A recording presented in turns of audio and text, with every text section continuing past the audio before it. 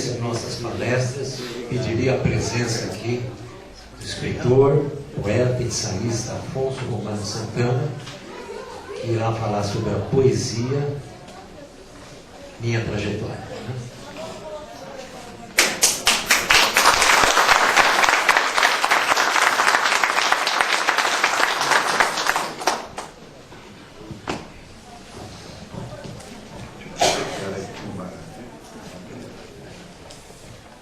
Desde que eu cheguei aqui ontem, eu não paro de ter surpresas e alegrias. Porque é um bom sinal. E hoje essas surpresas e alegrias se renovaram e até aumentaram. Com a presença concreta do público e o início desse movimento da poesia. O nosso Zé Eduardo já virou uma lenda, não é mais nacional, agora já virou uma lenda transnacional. Eu já ouvia falar dele há anos, não só através do amigo comum, Jerônimo, de outros amigos, e achava esse trabalho dele não só essencial, mas um trabalho alucinado. Se você não tiver uma certa alucinação, você não parte para certas empresas ou empreendimentos.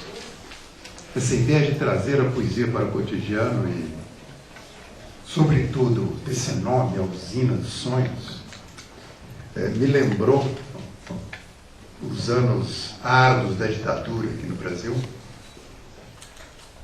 Eu havia, naquela ocasião, escrito um artigo dizendo que o governo da ditadura deveria, ao invés de ter o SNI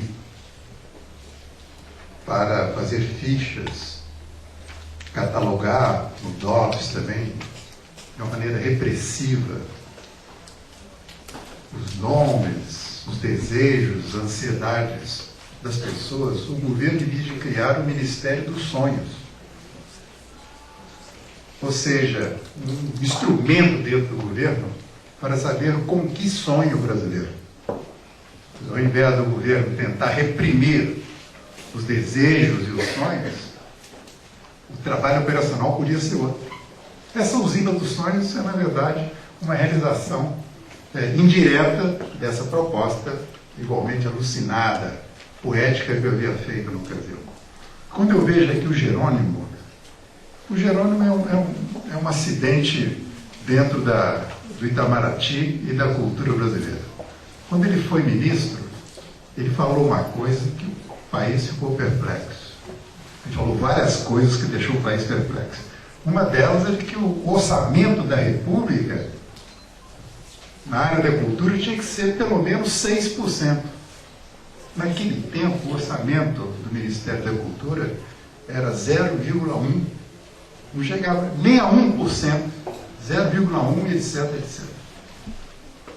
O nosso Jerônimo propôs isso e as pessoas ficaram perturbadas. Mas estava aí inoculada essa ideia, que é a ideia que o Zé Eduardo está botando em prática aqui, e que é a ideia fundamental. A cultura não é um escaninho separado dos outros escaninhos. O Ministério da Cultura não pode ser uma coisa solta dentro de uma hierarquia. A cultura é algo que transborda e engloba todos os ministérios. Quer dizer, num governo responsável, o Ministério da Cultura é um ministério central. Não se pode pensar em fazer uma hidrelétrica sem um projeto de cultura. Não se pode pensar em fazer uma usina, em fazer um grande projeto, qualquer que seja, até usina atômica, sem que se faça um projeto de cultura junto. Ou seja, a cultura perpassa tudo. Porque quando nós não alterarmos esse conceito de cultura, que começa a ser alterado aqui em Dois Córregos, o país não avançará como gostaríamos que avançasse. Portanto, o que está ocorrendo aqui é algo exemplar sobre vários sentidos. Eu trouxe aqui algumas coisas para desenvolver com vocês e possivelmente não vou seguir essas anotações. Vou deixar um pouco ao correr da própria emoção e do tempo. Mas eu não poderia deixar de começar narrando uma história didática, pedagógica e verdadeira. De um amigo meu que me disse certa vez o seguinte: quando ele estava no colégio, havia antigamente, aí no chamado científico ou colegial, havia aula de filosofia. Depois fizeram uma mudança no currículo, isso acabou. E esse meu amigo dizia que um dia ele estava no colégio e entrou um professor meio esquisito na sala de aula.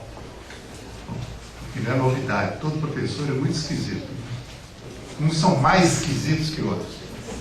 E esse professor esquisito entrou na sala de aula e disse assim: olha, eu gostaria de dizer para vocês que eu sou professor de filosofia e que filosofia não serve para nada. Os alunos ficaram perplexos, até que enfim um professor que fala a verdade, né? Perplexo ouvindo aquilo, e ele disse: agora eu vou pedir a vocês 50 minutos de atenção, porque eu vou explicar para vocês o que é o nada. E começou a explicar o que era o nada. Platão, Aristóteles, veio por aí afora, chegando em Nietzsche, Heidegger, etc. Aí me dizia esse amigo que quando a aula terminou, a vida dele estava decidida. Ele ia ser professor de nada. Ele ia ser filósofo. E esse filósofo é um argentino, chama-se Santiago Covadonga. Até traduz muito a literatura brasileira. Com a poesia acontece uma coisa semelhante.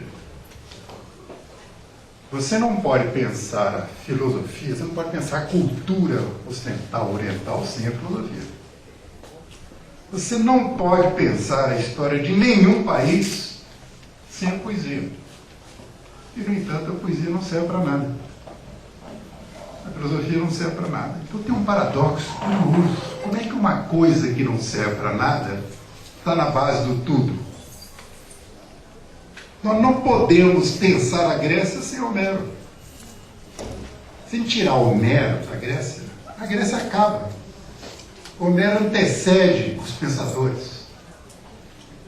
Homero antecede os grandes autores de teatro. Se nós tentarmos pensar outras culturas também sem os seus poetas, essas culturas murcham, vão ficar